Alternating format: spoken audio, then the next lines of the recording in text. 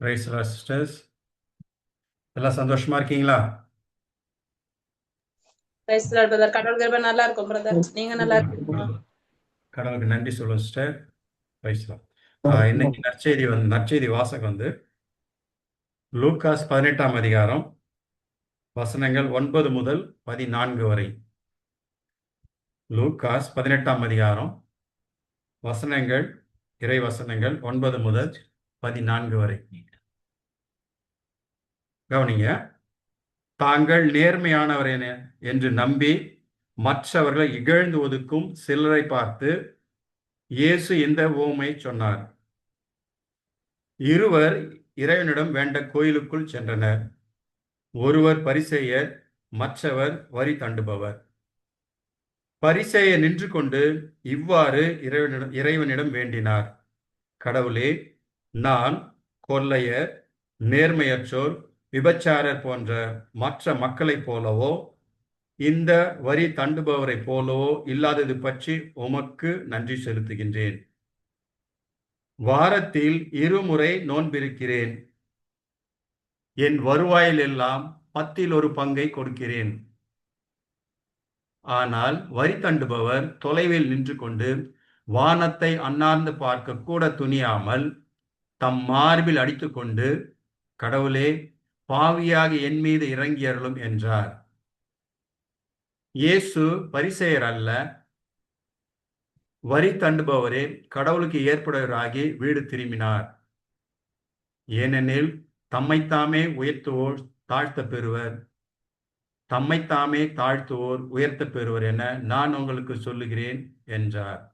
இது கிறிஸ்துவின் நற்செய்தி. கிறிஸ்துவே மக்கு. இந்த வாசகத்தை நாம் மீண்டும் பார்ப்போம். ஆண்டவர் யாரை பார்த்து சொன்னாரு? இந்த உவமை யாருக்காக சொல்லப்பட்டதுன்னா, தாங்கள் நேர்மையானவர் என்று நம்பி மற்றவர்களை இகழ்ந்து ஒதுக்கும் சிலரை பார்த்து சொன்னார். அப்ப இந்த குணம் உள்ளவங்க இயேசு காலத்தில் மட்டும்தான் இருந்தாங்களா? இப்பவும் இருக்காங்களா? இல்ல இப்போ இருக்கோமா? இப்பயும் இருக்கோம் பிரதர், இருக்கேன். இப்போ இருக்கும் இல்லையா? அப்போ ஆண்டவர் இயேசு சொன்னது 2000 வருஷத்துக்கு முன்னாடி இல்லையா? இப்போ இது பொருந்துமா? நமக்கும் கொஞ்சம் கொஞ்சம் அப்ப தலை தூக்குது இல்ல இல்லைங்களா? கொஞ்சம் யோசித்து பாருங்க, இந்த மாதிரி தலை தூக்குதா? தாங்கள் நேர்மை எண்ணி மற்ற இகழ்ந்து ஒதுக்கும், இங்க 2 வார்த்தை வசனம், இகழ்ந்து ஒதுக்கும் சிலரை பார்த்து இயேசு இந்த உவமை சொன்னார். இப்ப நமக்கு பொருந்தன நம்ம ஆண்டவர்கிட்ட மன்னிப்பு கேட்டு ஆண்டவரை தெரியாம பண்ணிட்டேன், சரிங்களா? அப்போ அது மட்டும் இல்ல, இப்ப 2 பேர் சொன்னார் இல்லையா? ஒருத்தர் பரிசேயர், இன்னொருத்தர் வந்து வரி தண்டுபவர். அப்ப பரிசேயர் என்பவர் யாரு? ஆலயத்தில் இருப்பவர் இல்லையா? அந்த காலத்துல யூதர்களுடைய ஆலயம் எருசலேம் ஆலயத்தில் இருந்தவர். எல்லா சட்டத்திட்டங்கள்லாம் கரைச்சி குடிச்சுக்குவாங்க இல்லையா? முதன்மையானது. அவங்கள பத்தி நிறைய ஆண்டவர் சொல்லியிருக்காரு இல்லையா? பரிசேயர், சதுசே, மறைநூல் அறிஞர்கள் புளிப்ப மாவை குறித்து எச்சரிக்கையாயிருக்குன்னு சொல்லியிருக்காரு இல்லையா ஆண்டவர் ஏற்கனவே, இல்லைங்களா? அப்போ அது வந்து புளிப்பமா. அப்போ எப்படி நடந்துக்கணும்னு ஆண்டவர் சொல்றார். 2 பேரும் 2 பேரும் ஜெபிச்சாங்க. இப்போ ஒருத்தர் என்ன சொல்லி அந்த ஜெபம் எப்படி இருந்ததுன்னு பாருங்க. பரிசேயர் நின்று கொண்டு இவ்வாறு இறைவனை வேண்டினார்: கடவுளே, நான் கொள்ளையர், நேர்மையற்றோர், விபச்சாரர் போன்ற மற்ற மக்களைப் போலவோ இந்த வரி தண்டுபவரை போல இல்லாதது பற்றி உமக்கு நன்றி செலுத்துகிறேன். இப்ப யாரெல்லாம் குறை சொன்னார் அவரு? தீர்ப்பிடாதீர்கள், தீர்ப்புக்கு உள்ளாக மாட்டீர்கள் ஆண்டவர் இயேசு சொல்லியிருக்கிறார் இல்லையா? சொல்லியிருக்காரா இல்லையா? அப்ப யாரெல்லாம் சொன்னாரு? இப்ப என்னன்னா, யாரெல்லாம் சொன்னாரு? கொள்ளையர், நேர்மையற்றோர், விபச்சார போன்ற மற்ற மக்களை போலவோ. அப்புறம் பின்னாடி யாரை பார்த்து கையை காட்டினாரு? இந்த வரி தண்டுவரை பார்த்து, கிட்ட இருக்க வரி தண்டுபவரை போலவோ. வரி தண்டர் பாவம் மூலையில இங்க நின்று இருப்பார் இல்லையா? பின்னாடி நின்று இருக்காரு. அவரை பார்த்து இந்த அப்படி கை காட்டியிருப்பாரா இல்லையா? வரி தண்டர் பார்த்து சொல்லியிருப்பார்ல, இந்த முதல்ல பொதுவா எல்லாரையும் பார்த்து கம்ப்ளைண்ட் பண்ணாரு, இந்த மாதிரி இல்லாத குறித்து உமக்கு நன்றி சொல்றேன். அப்புறம் இந்த பரிசு இந்த மாதிரி பரிசேயரை பார்த்து என்ன வரி தொண்டர் பார்த்து இவரை போல் இல்லாதது குறித்து உமக்கு நன்றி தான் சொன்னார் இல்லைங்களா? அடுத்தது தான் என்னென்ன செஞ்சாரோ அதெல்லாம் ஆண்டவர் கட்டளையிட்டதெல்லாம் சொன்னார் இல்லையா? மோசேயின் கட்டளையிட்டபடி அவர் தெளிவாக செஞ்சார். வாரத்தில் 2 முறை நோன்பு இருக்கிறேன், என் வருவாயில் எல்லாம் 10 பங்கை கொடுக்கிறேன். நம்ம வாரத்தில் 2 நாள் நோன்பு இருக்கிறோமா? வாரம் வாரம் அப்படி இருக்கிறோமா பாருங்க. ஏன்னா பரிசேயர் ரொம்ப பக்காவா பண்ண. அடுத்தது 10 பங்கில் எல்லாம் எந்த பிஸ்னஸ் பண்ணாலும் எது செஞ்சாலும் வரக்கூடிய வருமானத்துல எல்லாம் 10 பங்கு கோயிலுக்கு கொடுத்துருக்கிறார். இந்த இடத்துல நம்ம வச்சு பார்ப்போம், நம்ம கொடுக்குறோமா? நம்ம எல்லாம் சம்பாதிக்கிறோம் இல்லையா? பல பிஸ்னஸ் வரும். வீட்டுக்காரர் வேலை செய்வார், பிள்ளைங்க வேலை செய்வாங்க, இல்லை தோட்டத்தில் எதாவது வரும், தோப்புலேருந்து எதாவது வரும், இல்லை நீங்கள் ஏதாவது சின்ன சின்ன பிஸ்னஸ் பண்ணுவீங்க. அதில் இருந்தெல்லாம் 10 பங்கு நம்ம கூட எடுத்து திருப்தியாக தரோமான்னு பாருங்க. பழைய ஏற்பாட்டு காலம் இல்லையா? இந்த காலத்தில் ஆண்டவர் என்ன சொன்னார்? திருப்தியாக கொடுங்க, மன திருப்தியோடு கொடுக்க சொல்லியிருக்கா இல்லைங்களா? அப்போ பரிசேயர் செய்தெல்லாம் கரெக்ட் தானே? சரி, பரிசேயர் ஒரு பக்கம் வைப்போம். இப்போ வரி தண்டவர்கிட்ட வருவோம். ஆனால் வரி தண்டுபவர் தொலைவில் நின்று கொண்டு, பரிசேயர் கோயிலுக்குள்ள போயிட்டாரு, வரி தண்டுபவர் எங்க நின்னாரோ? ரொம்ப தொலைவில் நின்றுக்கிட்டாரோ. வானத்தை அண்ணாந்து பார்க்க கூட துணியாமல், மேல அப்படியே வானத்தை பார்க்கறது கூட அவருக்கு துணிச்சல் இல்லை.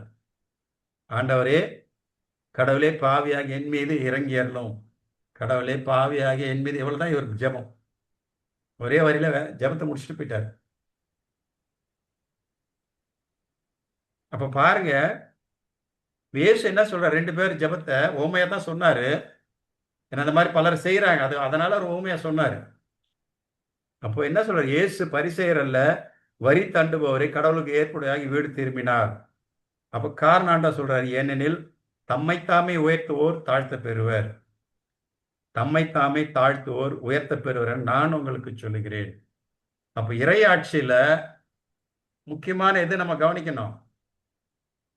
தம்மைத்தாம் உயர்த்துபவர் தாழ்த்த பெறுவர். உலகத்துல எதுனாலும் செஞ்சுக்கலாம், சரிங்களா? உலகப்பூர்வமான மக்கள் போல நம்ம வாழ்ந்தா நம்ம செய்யறதெல்லாம் சரிதான். நெஞ்ச நிமித்திக்கிட்டு நம்ம எதுனாலும் செய்யலாம், சரிங்களா? நான் கரெக்டா இருக்கேன், எனக்கு தான் எல்லாம் தெரியும், அப்படி செய்ய முடியும். ஆனா கடவுளுடைய முன்னாடி நம்ம செய்ய முடியாது, சரிங்களா? இறையாட்சியில இயேசு கிறிஸ்துக்கு முன்னாடி நம்ம ஒன்றும் பண்ண முடியாது. ஏன்னா இறையாட்சியோட தத்துவமாக தான். அப்போ யாரெல்லாம் தன்னை உயர்த்துகிறார்கள், எனக்கு எல்லாம் தெரியும், நான் செய்யறதா கரெக்டா, அடுத்தது செய்யறது சரியில்லை, அவங்க செய்யறது சரியா பண்ண மாட்டாங்க அப்படின்னு நம்ம உள்ளத்துல எண்ணங்கள் எழும்பொழுது, உள்ளத்துல முறுமுறுக்கும் பொழுது நம்ம என்ன பண்ணோம்? நம்மளே நாம் தாழ்த்துகிறோம். ஆண்டவர் என்ன சொல்? தம்மைத்தாமே நாம உயர்த்துகிறோம். அப்போ நான் செய்யதான் சரி, நான் சொல்ற மெசேஜ் தான் சரியா இருக்கு, நான் பாடுற பாட்டு தான் சரி, என்னுடைய ஜெபமால முறை தான் சரி, நான் வேண்டுற ஜெபம் தான் சரி, நான் பரிந்து பேசதான் சரி, நான் சொல்றதுதான் சரி அப்படின்னு எல்லா காலம் நம்ம சொல்ல என்ன ஆகுது?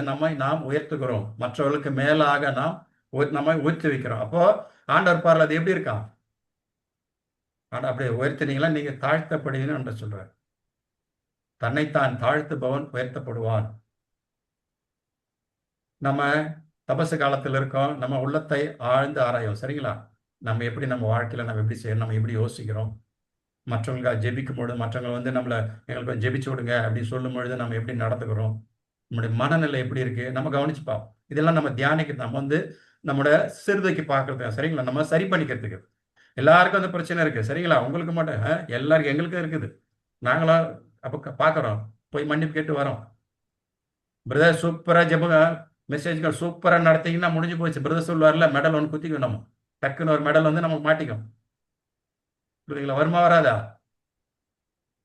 சூப்பராக பண்ணீங்க சிஸ்டர், உண்மையிலே சூப்பராக பண்ணீங்க, சரிங்களா? நேற்று சூப்பராக பண்ணாங்க, நேற்று பண்ண சிஸ்டர்ஸும் எல்லாரையும் பார்க்க ரொம்ப அருமையாக பண்ணுறீங்க, சரிங்களா? ரொம்ப அருமையாக பண்ணுறீங்க, சூப்பராக இருந்தது, கடவுள் நன்றி சொல்லணும், சரிங்களா? அருமையாக பண்ணுறீங்க, ரொம்ப அற்புதம் நடத்துனீங்க, அது ஒரு வாரமாக பார்த்துட்டு இருக்கேன், ரொம்ப அருமையாக இருக்கு, சரிங்களா? கடவுளுக்கு நன்றி சொல்லுவோம்.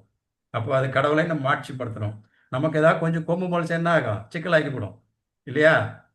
மாட்சியை நம்ம எடுத்துக்கும் பொழுது நம்ம பிரச்சனையா இருக்கும். அதனால ரொம்ப கவனமா இருப்போம். மினிஸ்ட்ரியில நிறைய சொல்லுவாங்க, கவுன்சிலிங் நிறைய சொல்லுவாங்க. அப்போ இறையாட்சி தத்துவம் ஆண்டவர் இயேசுக்கு முன்னால், கடவுளுக்கு முன்னால் நம்மை தாழ்த்தும் பொழுது ஏற்ற காலத்தில் கடவுள் நம்மை உயர்த்துவார், சரிங்களா?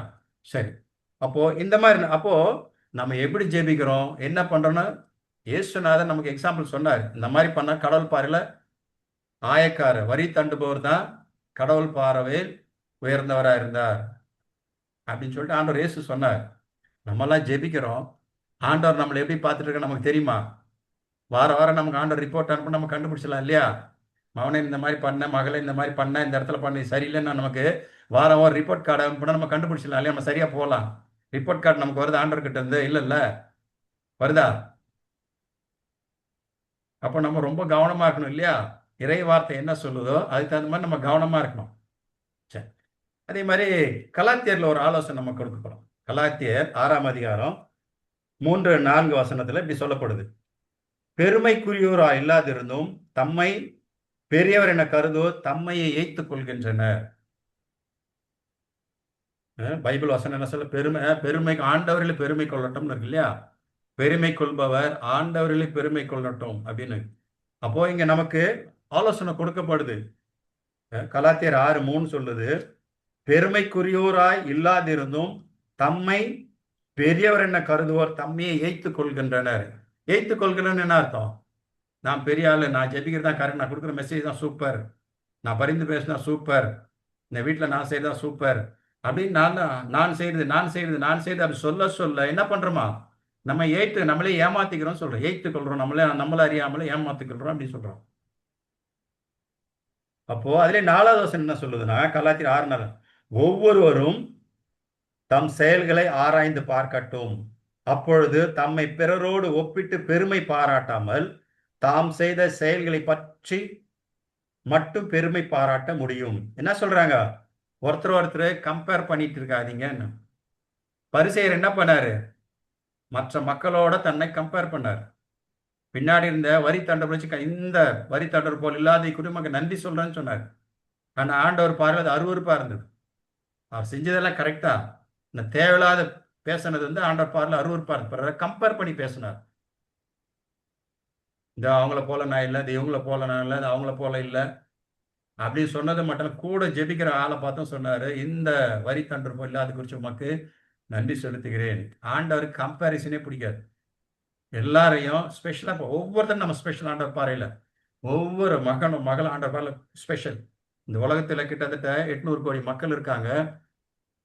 யோசித்து பாருங்க, உங்களை போல யாருன்னா எங்கன்னா பார்த்துருக்கீங்களான்னு யோசித்து பாருங்க. உங்க வாழ்நாள் இந்த வயசுக்குள்ள உங்களை போல யாருன்னா பார்த்துருக்கீங்களா? உங்க குரலை போல யாருன்னா பார்த்துருக்கீங்களா? லைஃப்ல பார்த்துருக்கீங்களா? யோசித்து பாருங்க. இல்லைங்க பிரதர். இல்லை உங்க கை ரேகை போல யாருக்குன்னா பார்க்க முடியுமா? இந்த கை ரேகை போல உலகத்தில் யாரும் கிடையாது. சரிங்களா? உங்க கண் இருக்கு பார்த்தீங்களா? இந்த கண் விழி போல இந்த 840 கோடி மக்கள்ல யாருக்குமே கிடையாது. பார்க்கறது சின்ன கண்ணா இருக்கு இல்லையா? 10 mm தான் அந்த கண்ணு, கருவிழி இருக்கு இல்லைங்களா? உலகத்தில் யாருக்குமே கிடையாது. அப்போ ஆண்டவர் அந்த மாதிரி ஸ்பெஷலா படிச்சிருக்காரு. அதெல்லாம் கண்ணெல்லாம் ஸ்கேன் பண்ணி ஏர்போர்ட்டுக்குள்ளெல்லாம் போறோம் இல்லையா? கம்பெனிக்குள்ள போறாங்க இல்லையா? கண்ணு தான் ஸ்கேன் பண்றாங்க, கை ரேகையை ஸ்கேன் பண்றாங்க. ரேஷன்லாம் வாங்குறீங்க இல்லையா? கடையில் போய் கை ரேகை வச்சு தான் ரேஷன் வாங்குறீங்க. ஓகே சொல்லுது இல்ல? இந்தியாவில் எவ்வளோ பேர் கையை வைக்கிறாங்க, ரேகை வைக்கிறாங்களே, உங்க கை ரேகை வச்சா ஓகேன்னு சொல்லுது இல்லையா? கரெக்டா? அப்போ ஒன்று போல இன்னொரு ஆள் இல்லைல்ல. அப்போ கடவுள் விசேஷமா ஸ்பெஷலாக அவங்கள படைச்சு நம்ம ஒவ்வொருத்தரும் ஆண்டவர் படைச்சுக்க. சரிங்களா? இப்போ யாருக்கு யாரை நம்ம கம்பேர் பண்ண அவசியம் இல்லை. யாரோட யாரும் ஒப்பிட்டு பார்க்கணும் அவசியமே இல்லை. நம்ம பார்க்க வேண்டியது கடவுளை மட்டும்தான் இல்லையா? கடவுளை இந்த அளவுக்கு சூப்பராக படைச்சிருக்கீங்க, இவ்வளோ ஸ்பெஷலாக நான் படைச்சிருக்கேன், நமக்கு நன்றி ஆண்டவரேன்னு. சரிங்களா? அப்புறம் இன்னொருத்தர் நம்ம புனித பவுலடியார் ஒரு காரியங்கள் நமக்கு உணர்த்துவார், அதையும் பார்ப்போம். சரிங்களா? அப்போ நம்ம மற்றவர்களை எப்படி பார்க்கணும்? அப்போ ஆண்டவர் ஓமையில் சொன்ன பரிசேயர் போல் நடந்துக்க கூடாது, ஆயர்காரனை தான் ஆண்டவர் பார்வையில் ஏற்புடைய போனா. அப்போ பெருமைக்குரிய இல்லாதிருந்து நாம் பெருமை பட்டுக் கொள்ளும் போது நம்மை நாம் ஏற்றுக்கொள்கிறோம். மற்றவர்களோட நம்ம கம்பேர் பண்ணி பார்க்கக்கூடாது, ஒப்பிட்டு பார்க்கக்கூடாது. மாறாக நம்ம என்ன செஞ்சிருக்கோம், நம்ம என்ன செய்தோம், அதைத்தான் நம்ம பார்க்கணும். ஆண்டவர் அது எப்படி இருக்கு அதை பாருங்கன்றாங்க. உங்க செயல்களை மட்டும் பாருங்க, மற்றவங்களை கம்பேர் பண்ணாதீங்க. ஆண்டவர் நமக்குன்னு ஒரு திட்டம் வச்சு அதை நம்ம சரியான முறையில் ஆண்டவர் விரும்புகிற விதத்தில் நாம் செய்கிறோமோ அதை மட்டும் நம்ம பார்த்தா போதும். நம்முடைய எண்ணங்கள், நம்முடைய மனநிலை எப்படி இருக்கணும்? பிலிப்பியர்ல புனித பவுலடியார் சொல்வார், 2ஆம் அதிகாரத்துல 3-4 வசனம், கட்சி மனப்பான்மைக்கும் வீண் பெருமைக்கும் இடம் தர வேண்டாம். அவர் என்ன ஆலோசனை கொடுக்குறாருன்னா, இறை ஆட்சியில் எப்படி நடந்துக்கணும்னா, கட்சி மனப்பான்மைக்கு இதான் நான் இவங்க எங்களை சார்ந்தவங்க, அதான் அவங்க எங்களை இவங்க இந்த ஊரை சார்ந்தவங்க, இவங்க ஜெபக்கூட்டத்தை சார்ந்தவங்க, இங்க அந்த குழுவை சார்ந்தவங்க, இந்த மாதிரி கட்சி மனப்பான்மை எதுவும் இல்லாம கட்சி மனப்பான்மை வீண் பெருமைக்கு இடம் தர வேண்டாம். அப்போ கட்சி மனப்பான்மைக்கு இடம் கொடுக்க வேண்டாம், வீண் பெருமைக்கு இடம் கொடுக்க வேண்டாம். அப்புறம் என்ன என்ன செய்யணும்? மனத்தாழ்மையோடு மற்றவர்களை உங்களிலும் உயர்ந்தவராக கருதுங்கள். இறையாட்சியில ஆண்டவர் இயேசு கிறிஸ்து சொல்ற நம்ம ஆலோசனை என்ன? மனத்தாழ்மையோடு மற்றவர்களை உங்களிலும் உயர்வாக கருதுங்கள். நம்ம கவனிப்போம், சரிங்களா? நம்ம இதை குறித்து தியானிக்கலாம், யோசித்து பாருங்க. உண்மையிலே நான் எப்படி யோசிக்கிறேன், எப்படி நினைக்கிறேன், உண்மையிலே இறைவார்த்தைப்படி நம்ம நடந்துக்கலாம். ஆண்டவர் இயேசு தான் சொன்னாரு, இறை வார்த்தையின்படி நடக்கிறவன் பாறை மீது கட்டப்பட்ட இல்லத்திற்கு ஒப்பாவான்.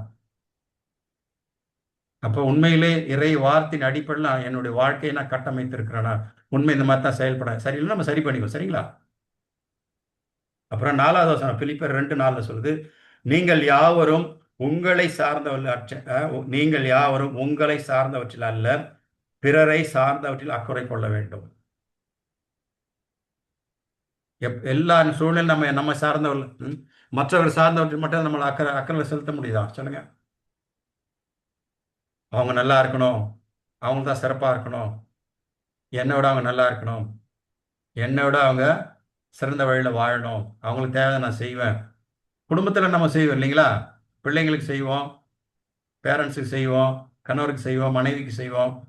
மற்றவங்களே அந்த மாதிரி நம்மளை நினைக்க முடியுதா?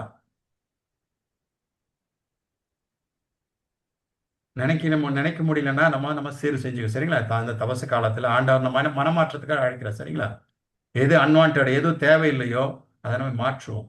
இல்லைன்னா அதை கொஞ்சம் கொஞ்சமாக சேர்ந்து ஒரு காலகட்டம் ஆண்டவர் இயேசு நம்ம பிரித்து அழகாக கொண்டு போயிருக்கு. பரிசேயர் ஆலயத்தில் இருந்தவர், இறை வார்த்தையின் அடிப்படையில் வாழ்ந்தவர். ஆனாலும் அவர் மனசுக்குள்ள ஒரு பெருமிதம் இருந்தது, மற்றவர்களோடு தன்னை உயர்வாக கருதினார். விளைவு ஆண்டவருக்கு தகுந்த வாழ்க்கையை வாழல. அதனால தான் ஆண்டவர் சொல்லுவார்ல, இயேசுக்கு சபிப்பார், பரிசேயரே சதுசேயரே உங்களுக்கு ஐயோ கேடு திட்டுவார் இல்லையா?